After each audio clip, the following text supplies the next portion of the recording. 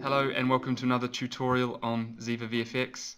In this video we are also going to be looking at attachments, specifically at sliding attachments. So following on from the last video, we have our bicep tissue object attached to the humerus and the radialis ZIVA bones via fixed attachments.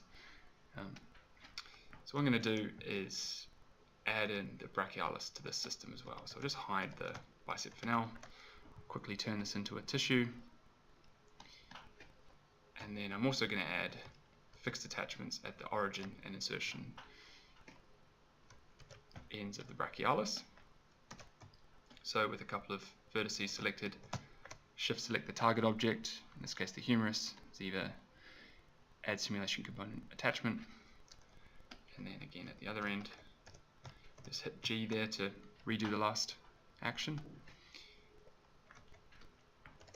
And then I'll play them both back now in this state. Cool. So while they are doing cool stuff, there's some nice secondary and things like that going on. It would be cool to keep the bicep and the brachialis and the humerus all interacting without making them sort of move as one mass, if you like, so they still preserve their individual motion a little bit. And one thing that can help with that is the sliding attachment type. So what I'll do is use a feature that we have called select vertices by proximity to help with this. So what I'll do is hide the bicep again, and I'll select the humerus first in this case, and then I'll shift select the brachialis. And then under the ZIVA tools menu, you're going to see proximity tools at the very bottom, and then down here we have select vertices, and I'll open the option box for it. And I'll leave the radius at default here for now and just hit select. Go into wireframe, you can see that it's picked the vertices for us, which is a nice convenience feature. So I'm happy with that vertex selection on the humerus, and then I'm just going to shift select the brachialis here.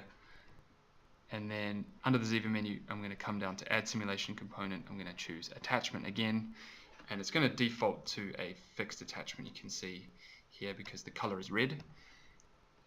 And if I go into the channel box, I can see the last one I made was attachment 5, and I can change its mode from fixed to sliding, and you can see that the color here has changed to kind of a purplish color, so you know that this attribute here is sliding.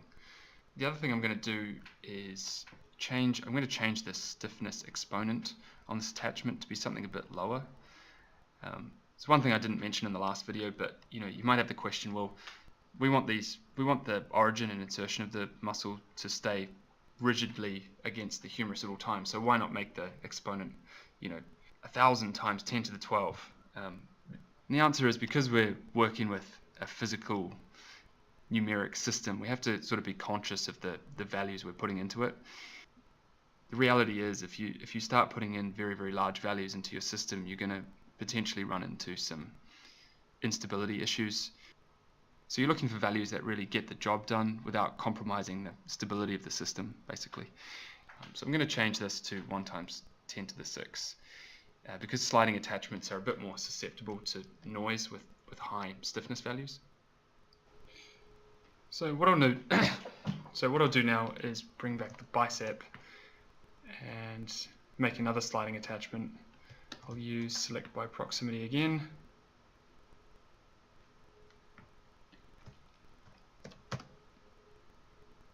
Looks good. Shift select the bicep. Create attachment. Convert it to sliding. And I make this 1 times 10 to the 6 as well. So now when I play this back, you should see that the objects try and preserve the distance apart that they are at rest, but they should be allowed to slide against each other at the same time.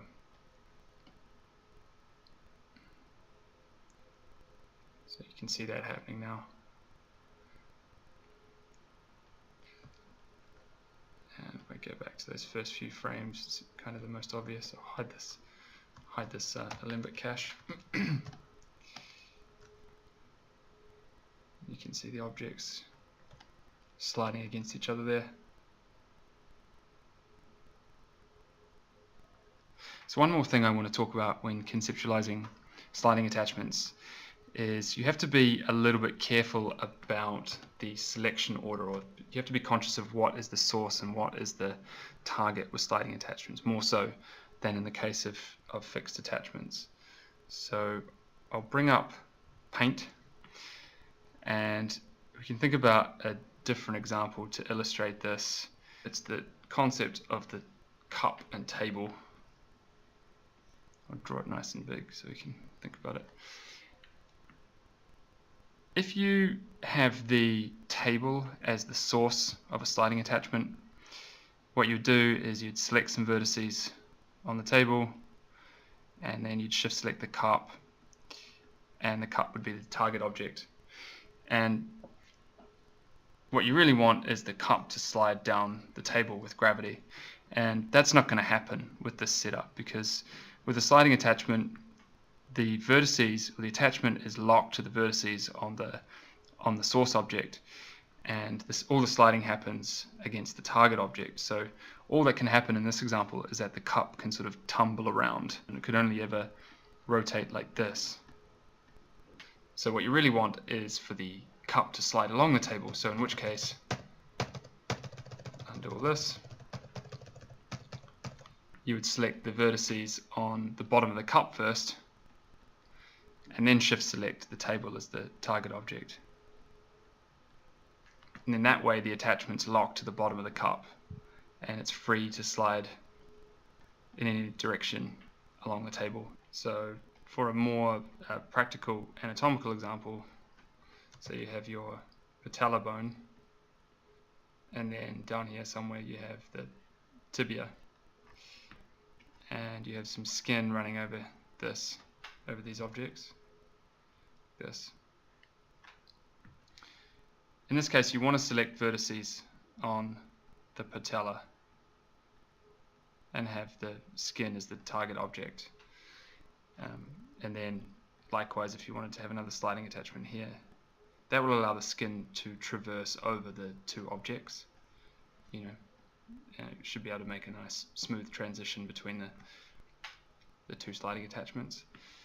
But if you make it the other way around, what's going to happen is that the skin these vertices of the skin can never get off the patella, so you'll end up with, it'll start to go round like this,